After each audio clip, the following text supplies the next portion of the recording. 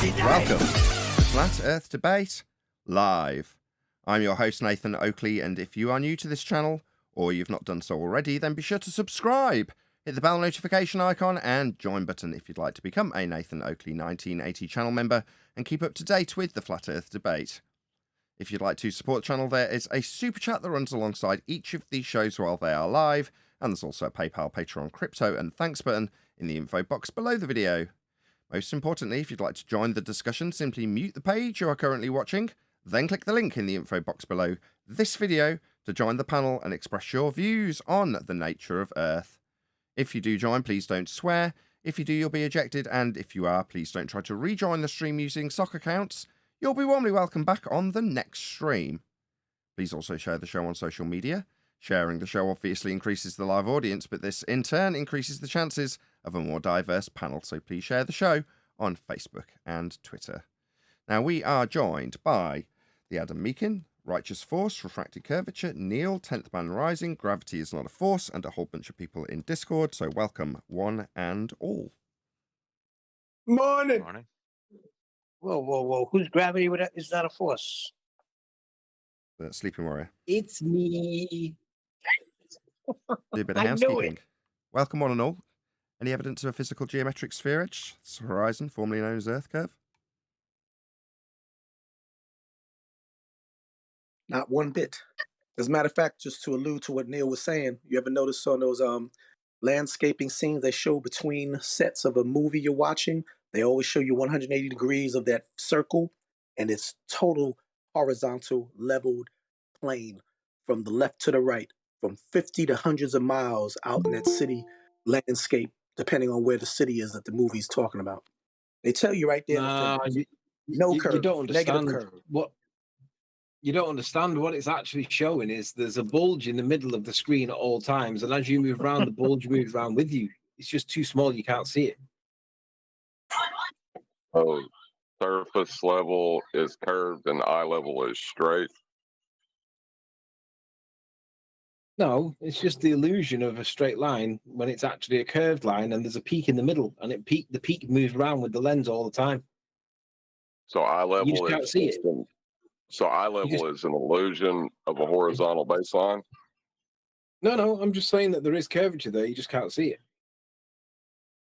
Right. Because of the You're camera saying that lens? the surface level is curving and eye level is curving also, so you can't get an angle measurement from that. No, I'm just saying that the curve is there when they do the panoramic sweep, but you're just so small you can't see it. That's all I'm saying. You're saying the rest yourself.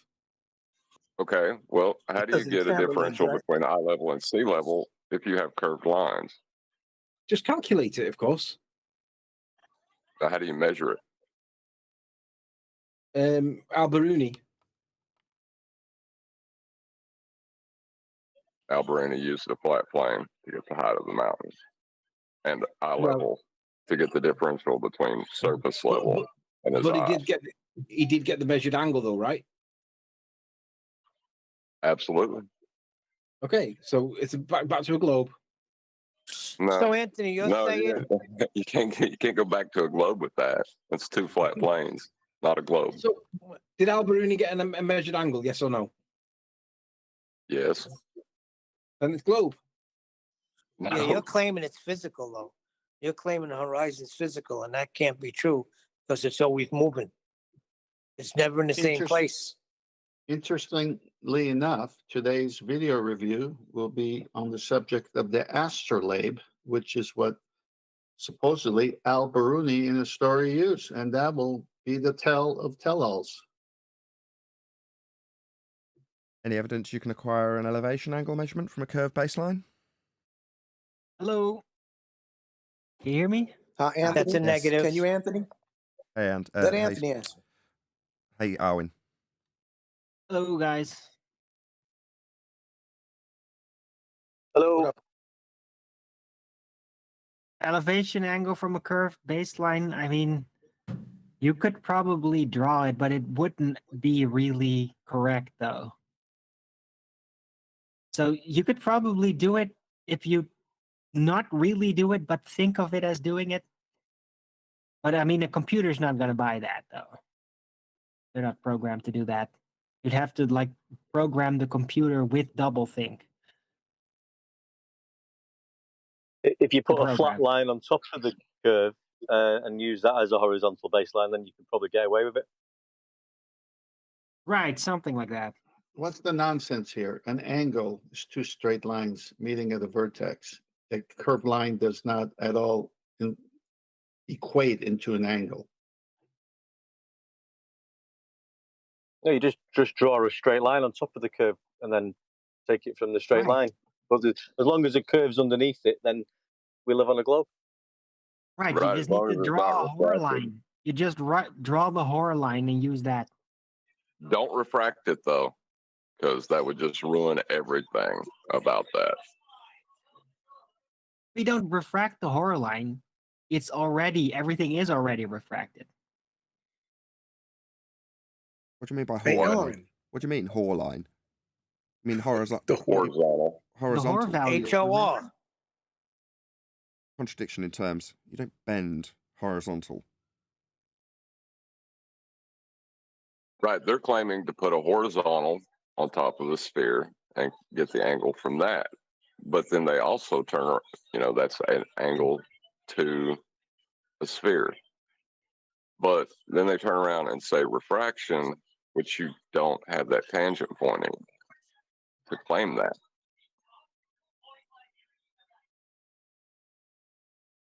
Yeah, whatever. You don't need that. You just do what Bob the Science Guy did and draw a horror value, and it'll fix it. Don't mention refraction. You don't need to not or do mention refraction. It's not relevant. It's absolutely relevant. It's If you're looking it's a geometric side view model anyway that you're going to be using for that. So if the lines are bent, you're not going to get angles, are you, Arwin? So it's absolutely relevant. And all of their lines are now bent as they've all been refracted. Their rebuttal to the black swan is to say that the lines to the horizon are bent. Well, then they're not tangent points. They're not going to be used for angles. They're not going to be used for dip correction. All of those things need Yeah, but straight they- lines. yeah, but they Game will over. in the geometric side view orthographic view model, though. That's no. the So point. not No, refracted. Even in an orthographic side view model, a bent line isn't a tangent. A bent line isn't going to give you an angle. It doesn't make any difference that it's an orthographic view. But it does, because in the orthographic view, it's geometric and not optical. So you get to see it as the real globe, but then you have to add a horror value. You don't have to adapt it to refraction, because in that side view model, it's not happening. It's only happening in the real world where it looks so flat. Then you're essentially decrying that model represents reality. So you're saying, fine, but I just say that the globe model doesn't represent reality because it's not conducive with what we see or experience in reality. Yeah, that's what we're saying, though, Right. aren't we, Arwin? I mean, trying to say it as Yeah, an but that's- apologetic for the globe isn't going to work, because we're like, okay, then. So that's the end of that, then. It's not the that's model, the baller's it's not the world. argument. It's just like McKeegan. You just don't understand. You just don't understand how it doesn't work on a globe. I see. Yeah, you don't get to see the geometric horizon. You only see it in the model. The Geometric baller's horizon. argument Hold on, redefined the hold on. terms. The conclusion's coming. The geometric horizon that Arwin's just explained, we don't see and only exists in the model. That's Earth curve. Yes. Earth curve doesn't now exist in reality. It only exists in the model. Yeah, again, we're in agreement. Well, no, not Earth's not curving. The surface is level and horizontal in the model. There's a curve underneath that you draw a line to in that model.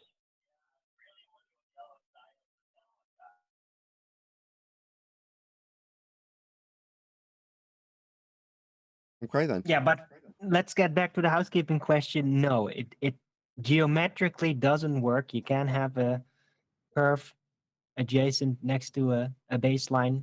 Or did I say it wrong? You can't have that geometrically. And reality, if everything is refracted, well, then it still doesn't really work. Well, you can have it too. You just can't have it from. Remember how the sextant works, right? It's an angle measuring device. Yes. It meets at the vertex where the eye is, where the observer is. When you do this astrolabe video, it's going to shock the ballers. we do that now, or did you want a couple more housekeeping questions as it's early days? One more housekeeping. Any evidence of the distance to the sun? It's over there. I can see it. The distance to the sun. 3 AU. Oh, that's not. It's an apparent distance. So now, actual distance is going to be very hard to achieve that. 'Cause We we'd don't have even to need be the able to distance. approach it. Well, I was taught it was 93 million miles away, and I'm gonna stick to that. All that Okay. Yeah, but concerns us is the angle of the sun. We don't need to know about the distance to it. It's irrelevant. No, we don't, but we're asking for evidence via the people who do claim that there is a distance and it needs to be proven, needs to be measured. They haven't got anything. We're not claiming it. You're absolutely right. Further to debunking any actual measurement that they could make or claim, we don't have a claim to make. Why do we need a distance to the sun exactly? What are we claiming it is?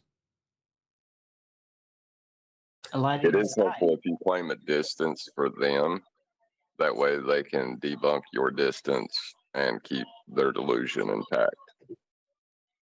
I see. So it relies upon us having a false dichotomy distance to offer to them for them to debunk to, like we talked about in the pre-show, be able to, oh, well, someone somewhere is going to be able to overcome the argument, even though it's been found wanting on my part for my religious belief in a globe. But ultimately, their claim that we discussed afterwards when I demanded that they presented an alternative view is also useless, therefore we're still on a globe. They have a distance for it for many reasons. One would be, why does the moon and the sun look the same size? The other is in celestial navigation, the distance is not even part of the equation. It's the angular relationship. So it has nothing to do with distance. So on one side, they say celestial navigation proves the globe, which it doesn't. It's the opposite, as we'll see shortly and have seen for the last couple of years. But at the same time, they say the distance is 93 million miles away because we got to explain what it's a far, far away sun, and that's why the moon and sun look the same size. Based on the presupposition. It's all based on presupposition. When it gets into the intricate details of how a sextant works or an astrolabe works, and they say that proves a globe, that tool and the way it works kills the globe, as you'll see in a minute. But that's like saying that a toaster proves that bread doesn't exist. Oh, what? If you're saying an astrolabe and a sextant proves a globe, that's like saying a toaster proves that bread doesn't exist. Nice. Okay. Right, should we do today's video then? Yes. Not yet. Not yet. Okay. Let me address Paul. Are you there, Paul? Paul LVA. I I don't know if he's here. No, he's not here. Oh, there was a guy talking before. I'm not sure of his name because he's in Discord. I can't see it. One but I deck. reckon- One deck. Just speak, mic up, one deck. Let me catch your voice. Hey, mate, you're right. Yeah, you're the guy. You were asking recently in one of the shows, maybe a week or two ago. You were saying about how you're a bit unsure how to answer the query. Why down and not any other direction? Why not like laterally? Do you remember querying that? Because you said that you weren't sure how to address it. Yeah, I was saying when you get onto the gravity and density topic, the globers come out. They'll ask you, why down, and why not? Sideways? Why is it always down? And I just answer it as, well, that's what we observe and that's what happens. But I just wondered how you guys attack it or address it. Sure. There's two ways that to address this, and one's a thought thing. If you get a bucket on the floor and start filling the bucket with water, do we fill the bucket with vertical strips of water from the tap, or does the water hit the bottom of the bucket, then laterally fill the container and then start to rise? When it starts to laterally fill the bucket, that's an example of lateral displacement. It's not vertical. And then the second example would be if you think of any like what we call or what we describe as convection currents, So like when the sun evaporates the water and the water changes state into a gas and it starts to vaporize and rise, we see that creates a high pressure in that area because of the ratio of how much volume is created whilst the hydrogen bond is broken in the process of evaporation. It creates volumes, lots of volumes of pressure. It's called high pressure, right? And that pressure laterally displaces across the surface of the water. And we call that prevailing winds. Another example of not down when things are displacing. So it's horizontal. But if you look at if you type in water tests on YouTube and type in water density tests, you can find there's fish tanks, and one side of it's filled with hot water, and the other side's filled with cold water, and they put dye in it to show like blue for cold, hot, red for hot, and then they take the divide out in the middle, and you can see how it like mixes, and it doesn't mix vertically. It convects. We would describe it as convection, but it laterally displaces in all directions as it swirls and plumes its way around, but it doesn't go vertical. So when they say why down, the answer is, well, it's not down, is it? That's the name that we call it, so that we know what we're talking about. So if I say down, you know that I'm pointing to my feet. Well, what if I'm lay on my bed and I'm lay laterally and I say down? Then am I going to point to the floor and therefore 90 degrees behind my back, or am I going to still point to my feet? Now, whichever way you answer that question, the answer to the question of why down is because the human gives it the name down. It's referenced to the human. So it's not actually down. It's just the direction that we use, the name that we use, so that we know what we're talking about. So why down? And the answer is because human. No human, no direction. Can I add to that a bit? Because I think there's a third way of seeing it, and that is that it's a little bit more convoluted perhaps, but the displacement of how it happens through relative density, well, the way that it is set, the up and the down are up and the down because of how this material works, right? How this is working. Because if the axis for the density would have naturally been, let's say, diagonal, well, guess what would happen? All the material in the entire realm would be rearranged until the diagonal is just up and down again, right? So it's always going to be up and down because of the way we orient ourselves, because of the way the material divides within the realm. So that's much more direct why up and down.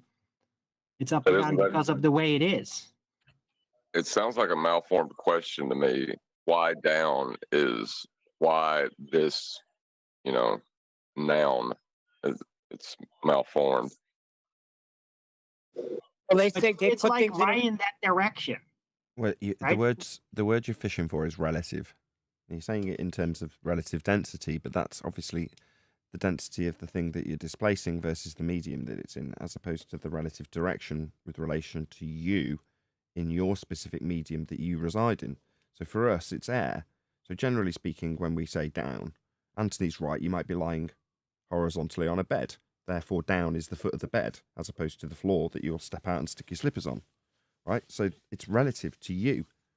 Well, that's true with all directions. There's one exception, and somebody can name another one, which is the north, as in Polaris. You've got a fixed reference point. It's not relative. It's always in the same place. So it doesn't matter which way you orientate yourself to it. It will always be in that direction. So you've got a fixed reference point for navigation. Very useful. But in terms of us describing how things displace in air, the rules all change as soon as you change the medium.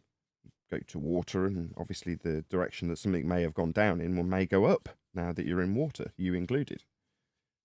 It's relative. Yeah, but in the same sense, why east, right? If someone asks you why east, yeah, the question is okay, I should have malformed. acknowledged your point. Your point is that it's a malformed question, and you're absolutely correct, and that's a better example. It's like saying, why always east? Well, what if we're going west? No. But if we assume that everything goes east... Right. Why does the sun come up? No, what they say is... I'll go with that. I'll go with that. No. But because of the sun, it doesn't matter what I insert after that statement. Therefore, always east. Why not? Good one, Owen. Well, I understand what Rachel was saying is in a vacuum chamber, why do less dense things go down or more dense things go down and not up or to the left or to the right? Why always to the ground? Because you've removed the Because- medium. Hold on. Right. So let me get it straight. Her I question answered is, that. why do all things tend towards the ground in a vacuum chamber? Because you've removed the medium. Hold on on. which the matter Hold is on. I just want to relative establish to. that is her question. Is that right, Neil? Her question is, why do things tend towards the ground in a vacuum chamber? Vacuum. Yes. They don't. If you What do you remove mean the they gas- don't?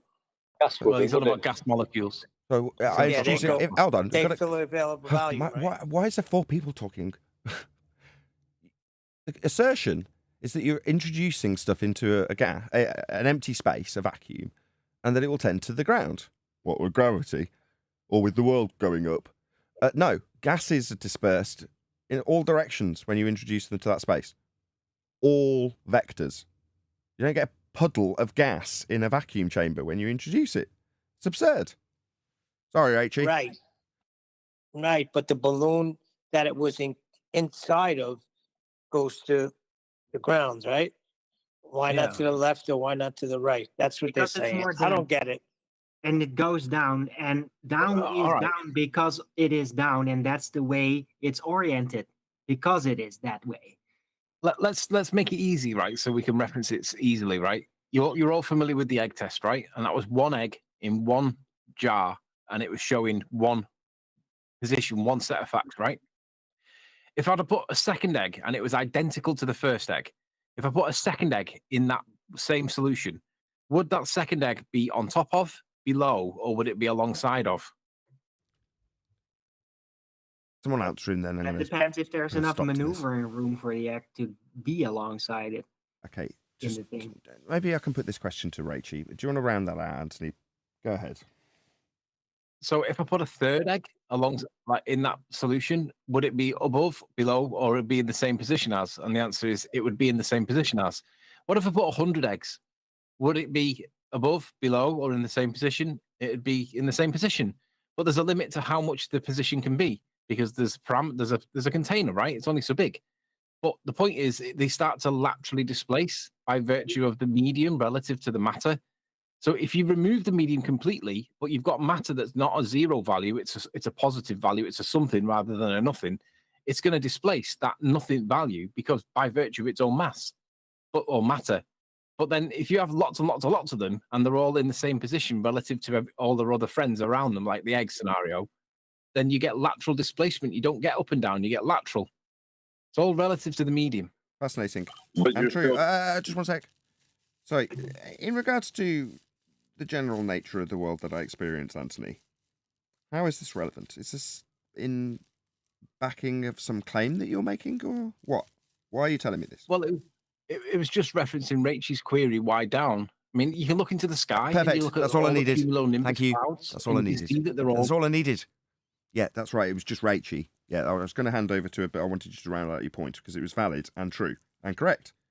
However, and it's as a result of Rachie posing this, what is the positive claim that Rachie's trying to support in this regard? Has she noticed some phenomena in nature that needs to be explained that may give some bearing to the world that we experience? Why precisely is she defending this? Is there some claim besides it that she needs to make? That's what I'm trying to find out from perhaps No, I Rachie, if she think- can let me know. I think it's because she believes that there is an objective up and an objective down, like Bob Nodell used to say. Correct. So she, They're she only wants to. objective Hold on. directions because God of the damn. density direction. So, based on being wrong, she feels there's a claim that needs defending. Is that correct? No, I think she's trying to ask it as a gotcha question, like so why down then? And because there's no explanation if you don't have an objective up and down. Okay, why down? No, not always down. Releases gas into vacuum chamber, goes in all directions, not objectively down. Releases helium balloon, looks up at clouds, not always down. So I start again. Based on the incorrect assumption that all things go towards the ground, she's asking and then defending a claim that she doesn't have to actually defend because it's incorrect in the first instance. It's only incorrect because there is a positive claim that holds us to a spinning water ball, though, right? So outside of the positive assertion that holds us to a spinning water ball, why is she defending this claim? Who knows? I think it's because she believes that there's an objective up and an objective down. We've covered this. She's That is the wrong. reason. Yeah, no, but that's what she thinks. Okay, well, That's the reason why. okay, Rachie, you're wrong. There is no objectiveness to a relative direction. Okay, what's up to you might be down to something else. Depends. It's all relative. However, even if it was the case, let's say there was, who cares? How does this affect our world? We're debating about the nature of the world. If it swings one way or the other, or you have a decent, coherent explanation for what we observe as a second-order effect of entropy, how does it benefit me? How does it help us in the discussion that we're having with heliocentrists that think that they're stuck to a side of a spinning water ball? Outside of their claim that they make, that they need to defend, why are we defending this crap? Who cares? Same goes for Dell. Doesn't. Nothing against Dell. So what purpose is it that you're trying to defend? What is it that you're trying to achieve? And if it's the same answer, or because I think all things tend towards the ground, they don't. Yeah? Now, It's just not being for wrong... defense, it's for to My satisfy God, curiosity. did it sound like I'd ended? Yeah. No, it didn't. I was in the middle of the sentence I was saying. Thank you. So, Dal, you have no necessity to defend this. There's nothing for you to claim outside of the world moving up, which is pretty outrageous, let's be honest. Yeah? But outside of your outrageous claim that the world's moving up, there's nothing to defend because not all things tend towards the ground. So what are we left with? We're left with numpties making claims, defending things they don't need to, on the basis that heliocentrists have got us stuck to the side of a bloody ball, flying through space. Yet once you relinquish that, there's nothing to defend. You don't need to defend this. I'm done now, Arwin. Well, that's I would fine. like to But reiterate- hold on. There's no use in But- defending it, as you said. It's just there to satisfy the curiosity. They just want to know why. And they want to know it beyond their reach. Okay. 'Cause Wait. it is beyond. Let's just try and draw an example with something less contentious. Okay. There are plenty of things that we do not know as a result of relinquishing heliocentrism. Some of them necessitate a narrative that props up a flaw in their narrative. Their story falls short. Excuse me. And as a result of their story falling short, they come up with a new narrative, a patchwork to overcome the flaws in their narrative, right? Gravity is one of those patchworks. We discussed this in the pre-show. Check it out if you're a member. It was an interesting discussion. Anyway, but for that narrative and the requirement for the patchwork, outside of that, you don't have any inquiry. So by contrast, the sky being blue has got an explanation within heliocentrism. Scattering is the explanation. Now, it's not required to keep you stuck to a side of a spinning water ball. Therefore, we're not offered up in the Feast of Nonsense narrative of Flat Earth an alternative like the world moving up in the Flat Earth Society or Dell's current rhetoric. We don't have an alternative, but for the fact that we've been given one. Now, if it wasn't for the Earth being spherical in their claim and needing a patchwork to overcome us not flying off it, yeah, we wouldn't have their gravity. Likewise, there's nothing within the sky being blue that's dependent on heliocentric spinning ball worldviews.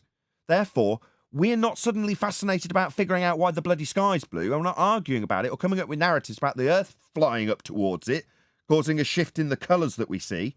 Yeah, because it's not got a heliocentric counterpart. Therefore, who's interested in why the sky... Why isn't Rachel asking me about why the sky is blue and giving an alternative scattering? Because she's not being foisted into that position by heliocentrists. Because there's no need to. They haven't got a counter-narrative to defend in regards to the sky being blue. Who gives a shit if it's not scattering? It doesn't affect whether or not we're on their view of being on a ball. Therefore, it's not argued about. But because they do need gravity, suddenly Rachel feels that she's got to defend some narrative that she hasn't got a claim in that regard towards. Well, you guys could ask me. Like, I have a different opinion on this, or different position, I should say, on this. On a malformed question, Well, Sorry, which Nathan's hold on, let's asked, just why- establish why- that. Hold on, sorry, Righteous. Is it why always down or why always east? Which one are you? Which non sequitur are we having an answer for here. Well, I don't say down. I just say why do the most dense things go down? And In for water? that, the rebuttal. But that's not true. Change the medium, that changes, doesn't it? What about if you float a bloody anvil on Mercury? What are you talking about? That's just not correct. Very frustrating. Okay, but this is not what I wanted to talk about. But it's wrong. You want me to let you babble know. on about it? It's not right. We've just covered how it's But not that's right. not what I'm talking about. It's medium specific. You've just given an example that's wrong. I changed the medium. Your example falls on its ass, and you want me to let you carry on? No. No, I don't want to talk about that. I want to ask about something else you asked. You asked Rachie, how does this benefit us in this arena? Fair enough. Right? Go ahead. All right. And well, the thing is, if we are wrong, right, then it would be a detriment to us to keep going with something that's wrong. But you say we're not wrong, so then in that case, you know, you're persuaded. But to Rachie, if she's not persuaded and she thinks we're wrong, then that would be her motive. Would that make sense? Wrong about what? I haven't got a claim to be right or wrong about. What am I wrong about? Sorry, what was I claiming again, Rachie? Oh, there's only the alternative dross that you've got to defend against because they're stuck to the side of a spinning water ball. Once you relinquish that, there's nothing to be claimed.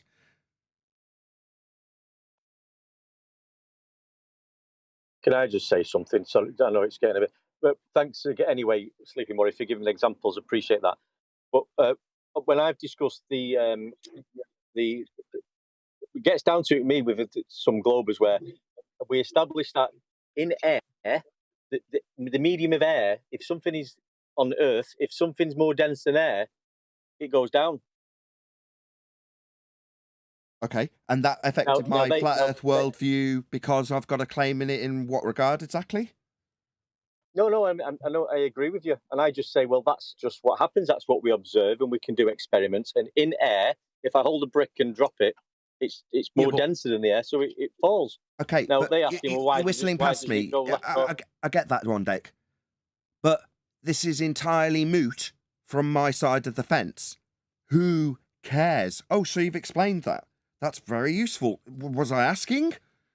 Oh, no, I'm only being forced into a position where I need to know because they've got a side of a spinning water ball to not be flying off. Because they're all missing it. We don't need to we don't have to give answers for this. We're not on a ball. We're on a flat Earth.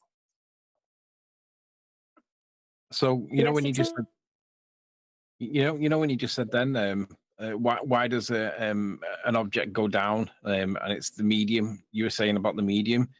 The real direction, the absolute direction, is provable, verifiable. You can repeat it. It's not the direction of up and down that's actually happening. That's the name we give it.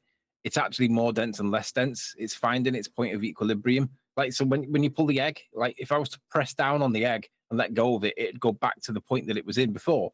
If I push it from the underside and then let go of it, it'll go back down to the point that was in before, like a rubber band. No matter which way you pull a rubber band, it'll always go back to its position, right? That's the egg's finding its position of neutrality or equilibrium. And we call it up and down, but the real vector or the real unit of direction is actually more or less dense. If you pull the egg out of equilibrium, you're either making it more dense than the medium's point or less dense than the medium's point, but you're making a disparity, right? And then when you let go of it, it equalizes.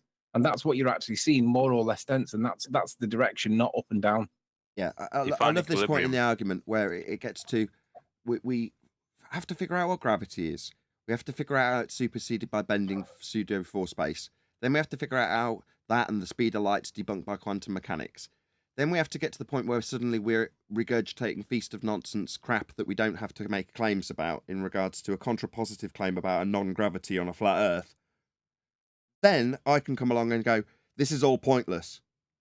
Ask yourself how this benefits you if you're listening. If you didn't know prior to Anthony's very concise and scientifically validated explanation for relative density disequilibrium, then that's wonderful. Can you tell me how you're going to put that into practical application in your life moving forward?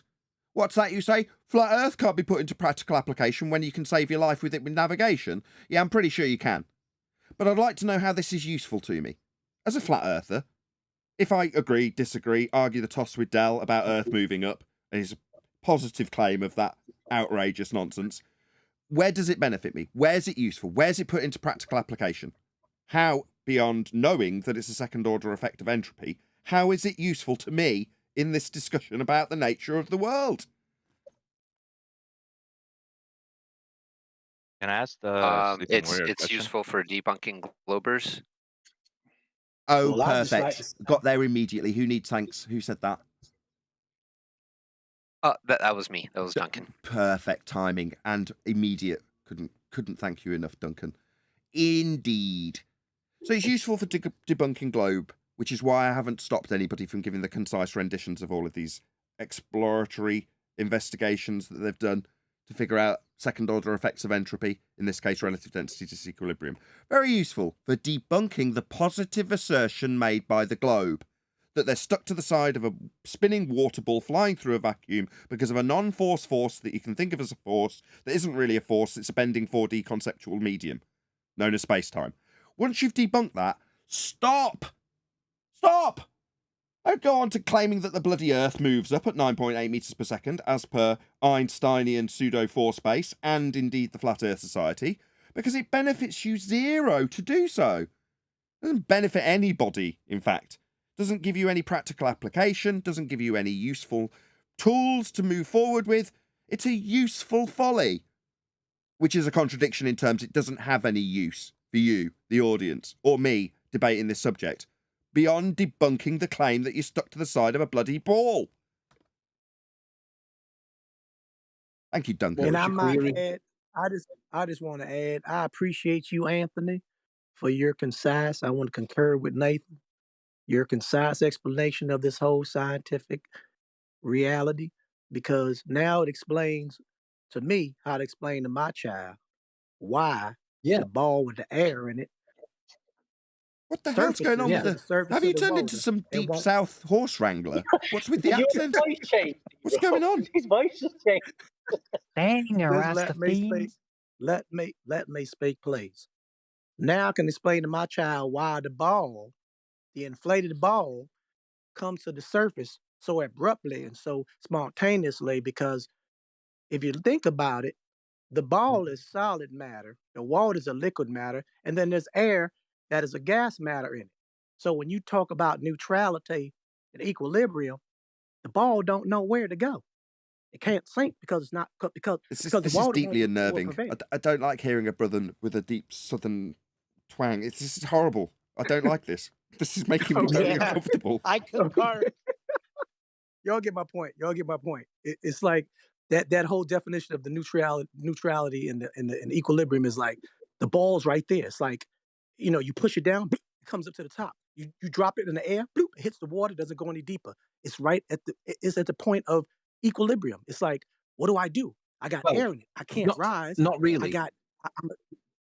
Hold Well, on, what D-Rose. else can it Not do? really. In that case, mate, you've got a ball that's more dense than the air, but it's significantly less dense than the water. So it's being pushed. It's being pushed by the water up, but it's heavy enough to displace the air. But it sits on the surface of the water, so it's in a state of fall or rest. It's not in equilibrium. For it to be truly in equilibrium, there should be nothing stopping it from accelerating anywhere. But it's just not accelerating. Is it because it's mixed with? Is it? What I'm saying is it because of what? If okay, take the air out of it. Does it sink then? That's Take what the I'm air out of saying. it, doesn't it? It doesn't make any difference. talking He's about the talking properties. Even if you remove the air, if you've got a Wile E. Coyote example, right, it gets to the edge of the cliff and the cliff breaks away. Yeah? There's still nothing supporting anything. It doesn't matter if there's air or not. He's still in fall arrest, right? And then he's going to continue his journey down to the ground. And if the ground happens to be a thin layer above a cave, he's still in fall arrest. Do you follow? Exactly. And that's what I'm talking about. The three properties of matter: solid, liquid, and gas. So you took one of the properties out. You took the air out that ball. Now that ball is going to be the greater property than the water. It's going to sink to the bottom. But it's funny how it sits, like you said, full rest, whatever you call it, which is the appropriate, maybe I was misusing the wrong terminology, how it sits there and sits in buoyancy, where there's, even if you put helium in that ball, not the balloon, the ball, that ball is not going to sink. It's going to sit there on that water. But if you take that helium out, that ball, that solid material, the ball itself is going to sink to the bottom. That's the point I'm making when you break it down to like a 7-year-old. Can you mute Anthony? Play that again, D-Rose. We missed the end because of Anthony. 90 people watching. Woo! Please share the show. And Anthony, please interject when I'm done. But I'm saying explain it to a 7-year-old. I'm just explaining to him how the 3 properties, solid, liquid, and gas, which he understands. You put helium in that, not in a balloon, because something about that balloon, that solid material is not dense enough to make the difference. But that basketball filled with helium, it would sit there at that rest state that you said, not going up because of the ratio of helium to that basketball synthetic solid material, and then that water, whether it be a bucket or whatever, or be a pool. But as soon as you take that helium out, then the solid is going to win. So back to the coyote thing. Everything to me that's solid. I'm not talking about like an apple to me that has hollowness to it. I think that's why that comes back to the surface. But everything that's solid, a pebble that's the size of a dime to a pebble that's the size of a baseball, goes down. It's like the Cartesian diver. I remember when Brian, me and Brian had a disagreement over the phraseology of what we were seeing, and somebody had said that it was pressure manipulation, and I was like, well, we are manipulating the density of the medium relative to the object, and it's causing the acceleration. He said, yeah, but what's the mechanical process that's doing it? And I was like, well, it is the density, isn't it? I said it's pushing against one side of the egg or whatever, and then he reminded me of the Cartesian diver, which is where you get like a 2-liter bottle of pop, obviously put water in it so you can see, put in your little Cartesian diver, and as you squeeze the bottle, the diver drops. As you let go of the bottle, the diver goes back up. And so the question was, well, what's happening there? And obviously when you squeeze it, you're putting more pressure against the air pocket inside the diver, and then when you let go of it, you're removing the pressure against the air pocket, so you're changing the relative size of the diver. So you get smaller, same mass, bigger, same mass. But that change in volume caused by pressure causes the acceleration. So it is pressure manipulation that's causing the acceleration. Pressure is a force. But Blurths don't like that phrase because they say, well, pressure is force over area. It's not just force. Well, that might be the way to describe it, but we can demonstrate acceleration by pressure. And we do it with the Cartesian diver. So when you squeeze the bottle and it goes down and then let go of it and it goes up, you're causing the acceleration, and it is pressure that's doing it. And again, it's another relative density proof that is the reason, that is really the direction. It is not really up and down. It's more dense and less dense. And you can manipulate it and prove it. Do you think pressure is a pressure over an area? No, I'm saying that that's what they come back with, and they use it as a correction and say, you don't understand what pressure is. If pressure is a force, then pressure is a pressure over an area. That's just... Yeah, but they don't accept that the reason why the egg accelerated was because there was a force called pressure acting on the egg, pushing it in the direction that the density change caused.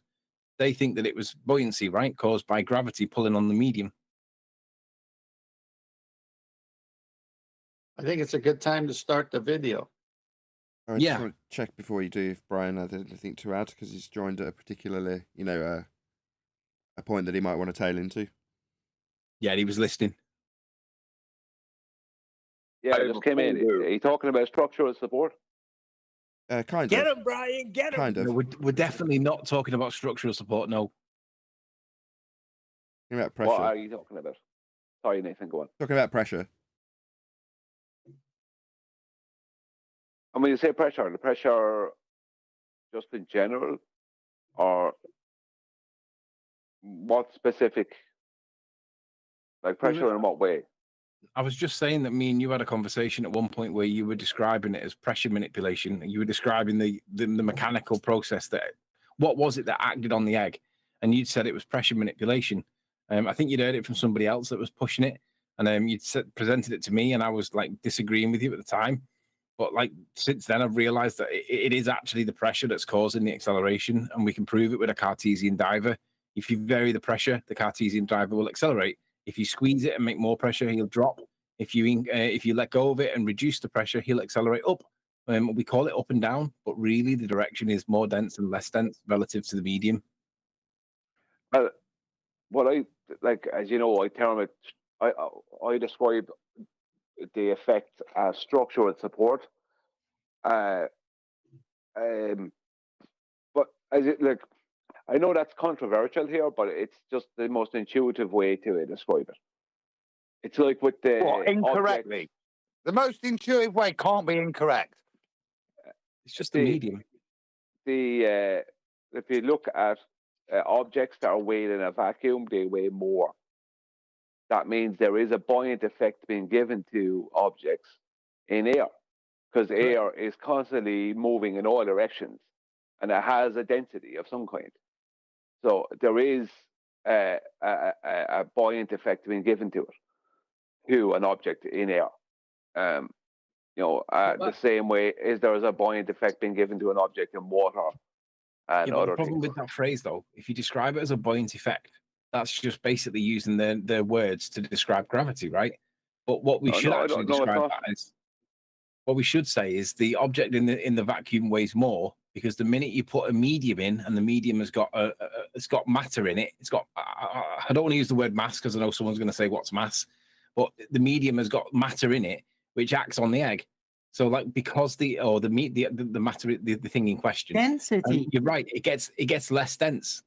So it's not that it's getting a buoyant effect. It's just that the object's getting less dense because the medium's acting on it. Hey. Well, the medium has a density too. It's Let me just ask acting as Brian well. something. So before you go on, Brian, I've just spent the last half an hour decrying this, but on the basis that we have no positive assertion to need to make. So with 100 odd people watching, please share the show. Welcome. If you've just joined us, you've probably only joined because someone shared the show. Please share the show if you haven't done so already. Tell me how this is put into practical application or debate with regards to the nature of Earth, Brian, before we get into the wrangle-dangle. As in, how would I put it into? Well, the point is, that objects, right, even in air, weigh less. That means they have less downward vector force. That's a statement. Even in air. Okay, yeah, right. Okay, that might be true. I'm not disagreeing or agreeing. So, but define your question, please. How is that useful? Because number one, it completely disproves the heliocentric model. Just that one demonstration. Perfect. Yeah, we got that down pegged just before you got here. Thanks to Duncan. And number two? Yeah, but number two, how is it useful? Because you're able to actually give somebody an explanation. You're able to show a demonstration to somebody who doesn't know anything about this kind of stuff and just thinks gravity is real and it's a force and all this sort of stuff.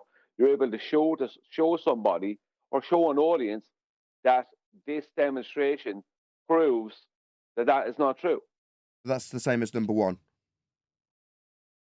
Well, I mean, if you want to not make any claims about it, you can. I don't have to make. I'm sorry to keep interrupting you, Brian. It's just we've done this for about 45 minutes, so it's not your fault that I'm just constantly interrupting you. I'm really sorry. What's it? About the demonstrate. Are you asking me specifically about me using the term structural support? No, I'm asking about the practical application and how this will have a bearing on my life. If there wasn't a demonstration being made, be it the increase in weight in a vacuum, or the claim of the opposite, or the relative density disequilibrium of an egg in an experiment to show that it's relative to the medium and the density thereof.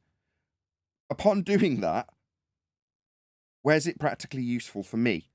Now, given that number one and number two that you've given me so far, I'm sorry to give you a preamble after giving you the question, but given that number one and number two are both just it debunks gravity, once that's been achieved, where's there a use? Why are we doing this? Because we want to know as much as we can why things do what they do. Okay. So just out of interest, I gave the comparison before you got here, so it's not unreasonable to ask you as was asked everybody else. The relative density disequilibrium discussion that we're having, if you juxtapose that with the question of why the sky is blue, but bear in mind that there is no contentious claim from the globe side that necessitates the sky to be blue for part of their claim to work? Would you say that, given that it's not contentious on the globe side, and it's still just a mystery in the same way as the second order effect of entropy, it's just a mystery until you explain it. But once you have, it becomes a folly. And the sky, nobody's arguing about why it's blue, because it doesn't necessitate a globe claim to keep you on the side of a spinning water ball. Therefore, no one's got any real interest in it. Well, it's a lot more difficult. Well, I understand your question, right? We're not arguing about why the sky is blue, because the sky being blue is not a globe claim that we get thrown at us all the time. Precisely. But we also can't find that out as easily.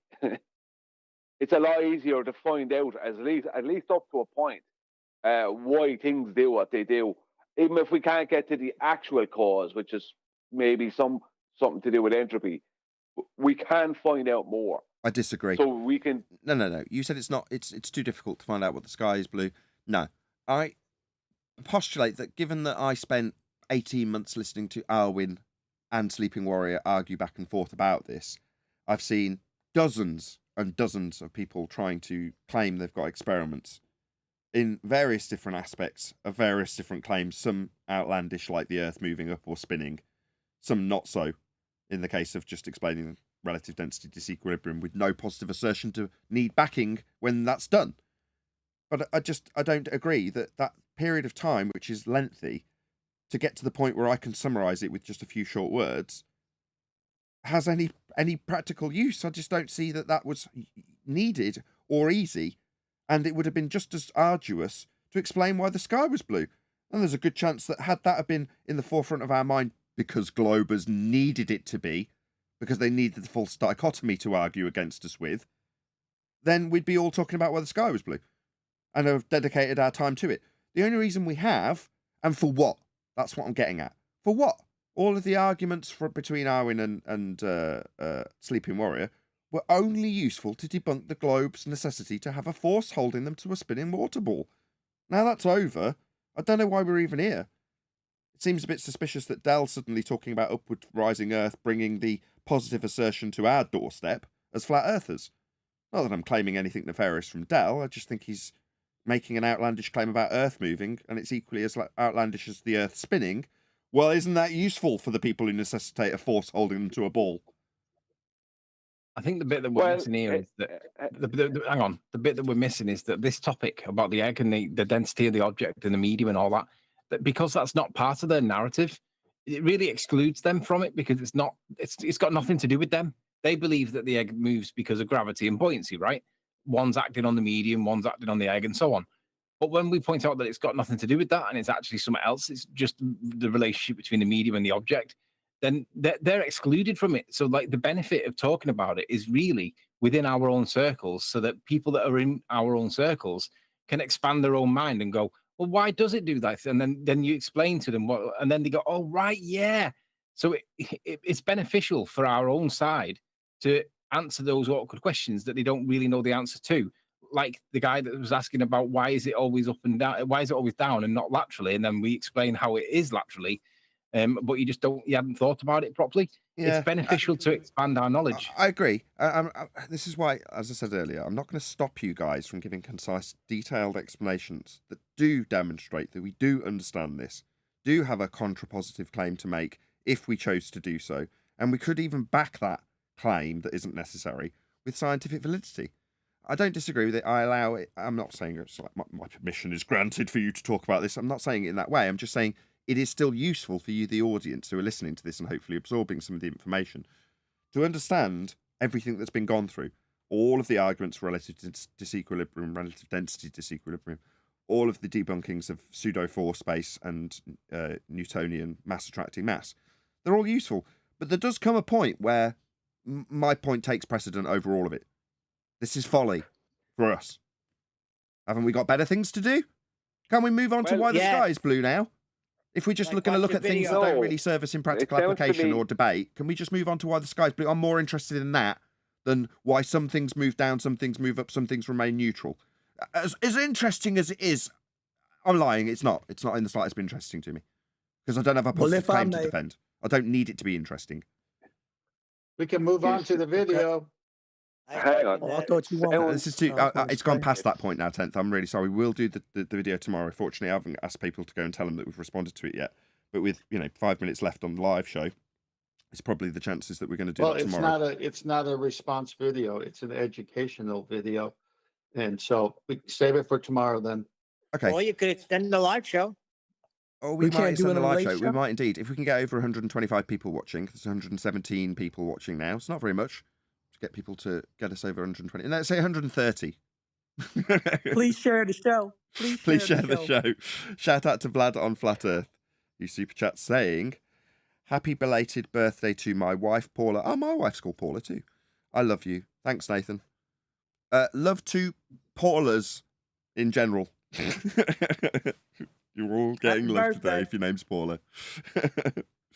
Shout out to you, Or if you Vlad. don't Thanks share- for the super chat. If you don't share in the next 30 minutes, I gotta go. So then save it for tomorrow. Okay. Well, either way, I just think this is too hot a topic to drop.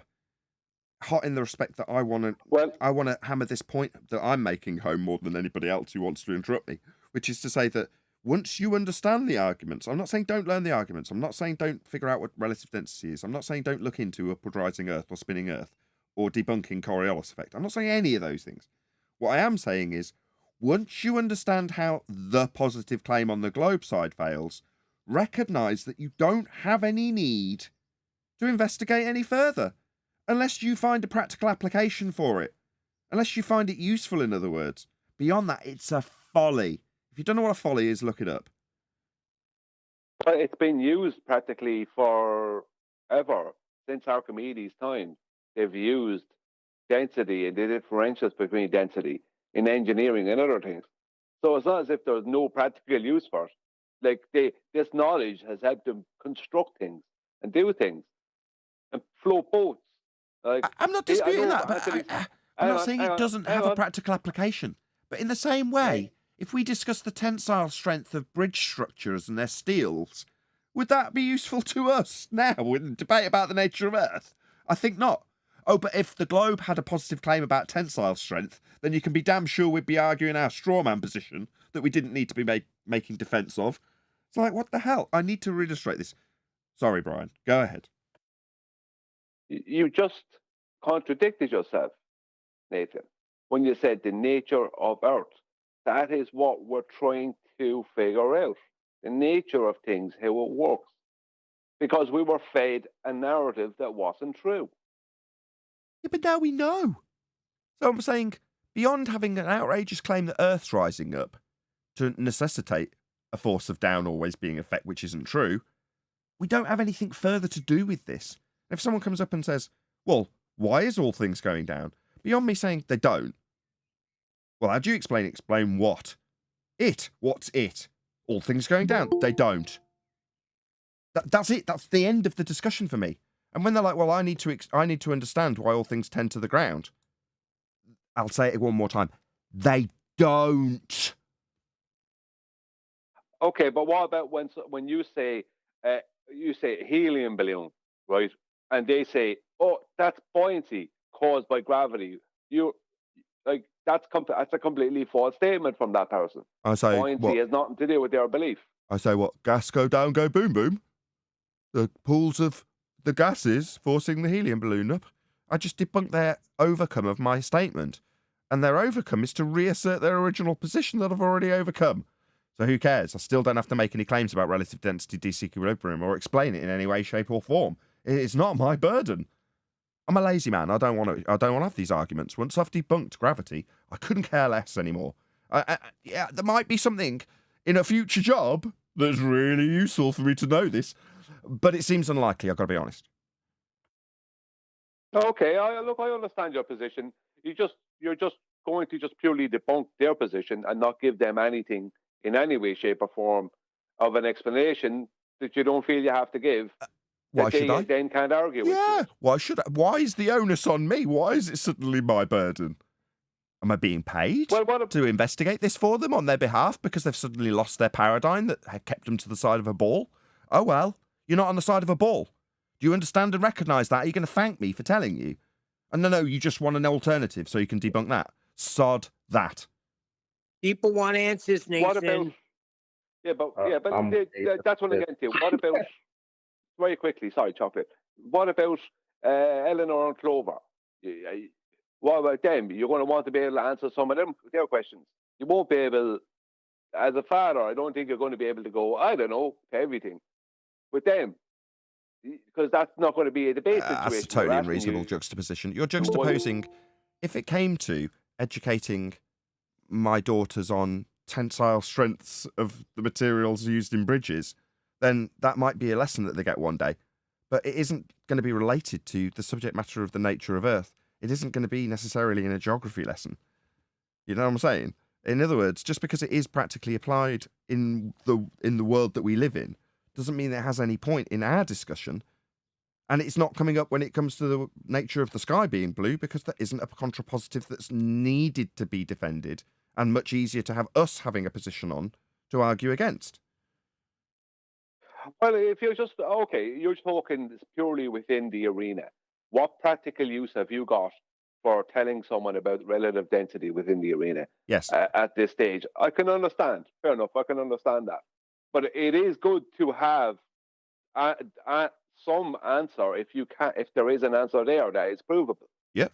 I'm saying absolutely. Let me just agree. Yeah. Absolutely correct. Number one, the only way you can get to the same attitude that I'm taking is to say you understand all the arguments inside out, back to front. You know all of the pseudo force space arguments. You know all the mass attracting mass arguments. You know all of the incoherent dielectric acceleration arguments and the ether arguments and the upward acceleration Earth arguments.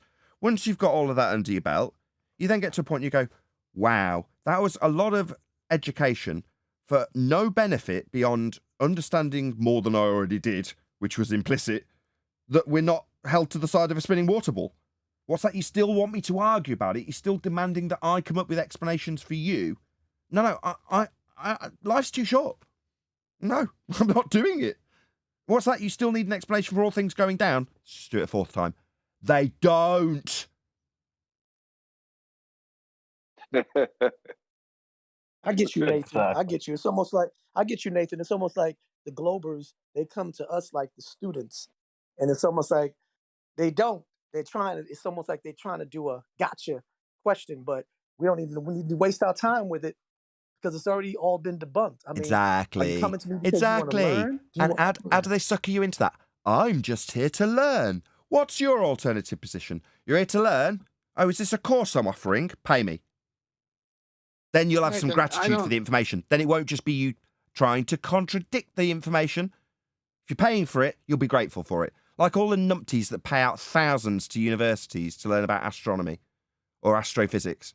Yeah, well, they take it all as read because it's printed in the books that they're paid for. Oh, okay, you want my information? Give me money for it. Because that's all you value. Nathan, I don't think that's all they value. I don't think you should refer to yourself as a lazy man. What you're doing is quite obvious. They are the lazy one. Let me explain. You just debunked something that was a lie. Now they want to know what it is. You say, have at it, come back with me with your research. But you help them get rid of a lie in their life.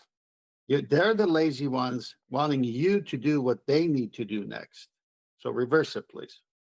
Yeah, maybe it's just down to them. Well, if you're going to debunk it because you've done all this great research to prove how my paradigm that's in every library and taught in schools is wrong, then you've got to give me an alternative. No, I don't. I'm not under any obligation to do so. I don't. The other way to look at this Where did I sign the contract that said I had to give you a replacement after your paradigm has been destroyed? Where did I sign that contract? I don't mind. I'll draw up a new one with you, chocolate. It's going to cost you, though. The other way to view this requirement or the request to provide an alternative, let's just suppose you get arrested for murder and the police find a body.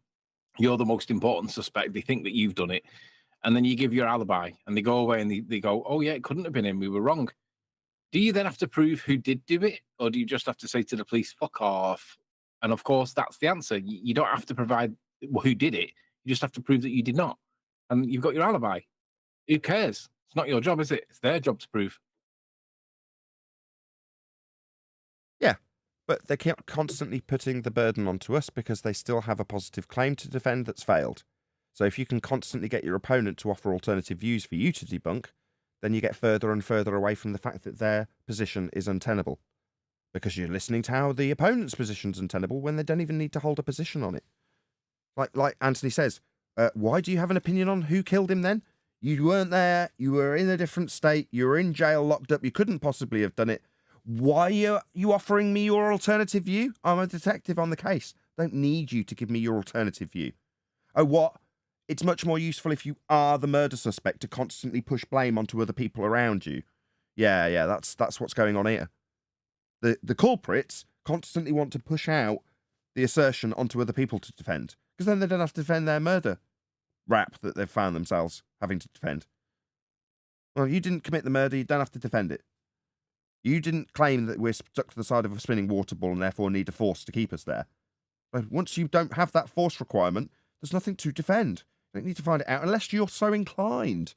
If you're studying to find out in an engineering capacity how relative density disequilibrium is useful, practically applied for bloody centuries, then fine, go for it. But me? Is it useful to me? It might be useful in a rudimentary lesson from one of my kids. Sod all to do with the nature of Earth other than the practical applications that you might have in engineering. Yes, there's scientific validity to it that's come from the nature of Earth and what we observe as phenomena. Again, does it affect me? Does it affect this debate? Does it affect the general nature of the world that I'm standing on? This is flat Earth debate.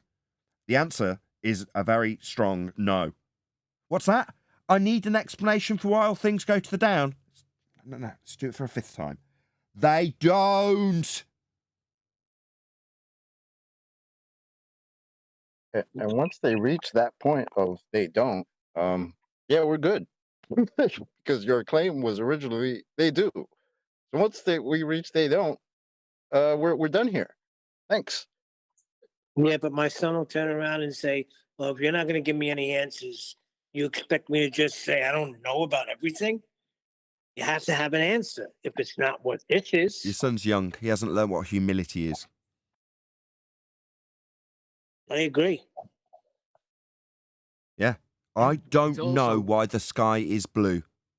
Did I know when I was 12 or 13 and they told me about scattering? Oh, yeah, I thought I knew all about it. What a smarty pants I was. Now I don't. This whole experience is entirely humbling for most people.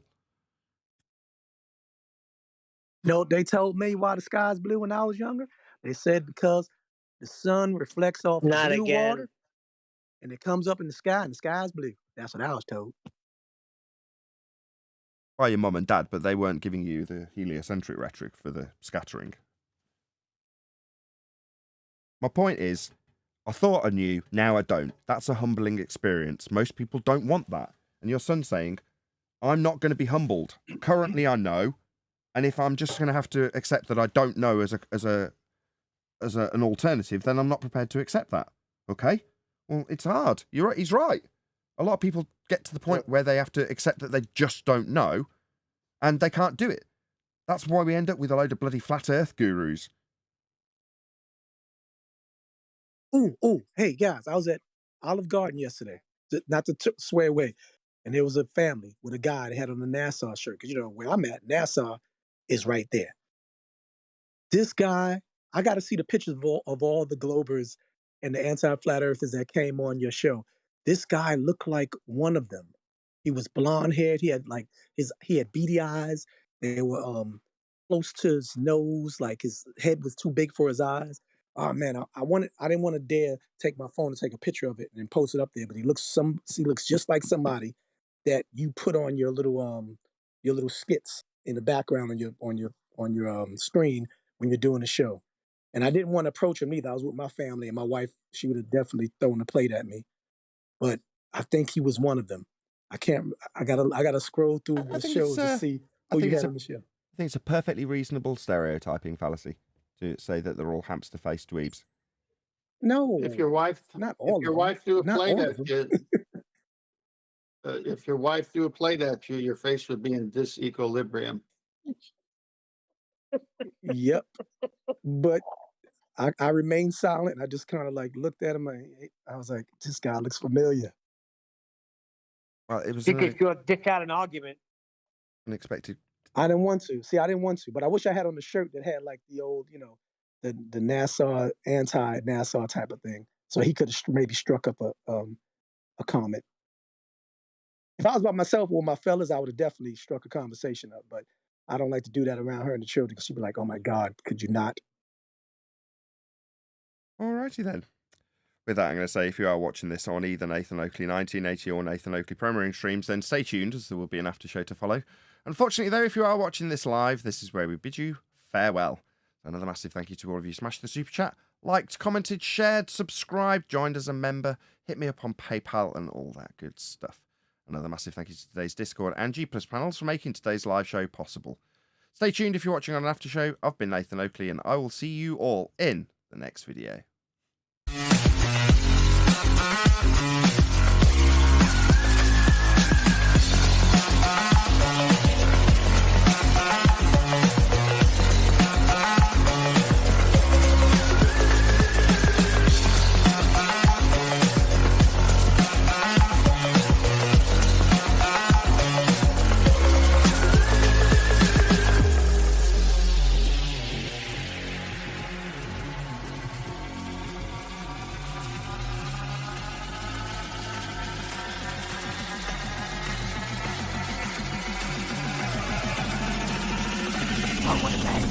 What a lovely day!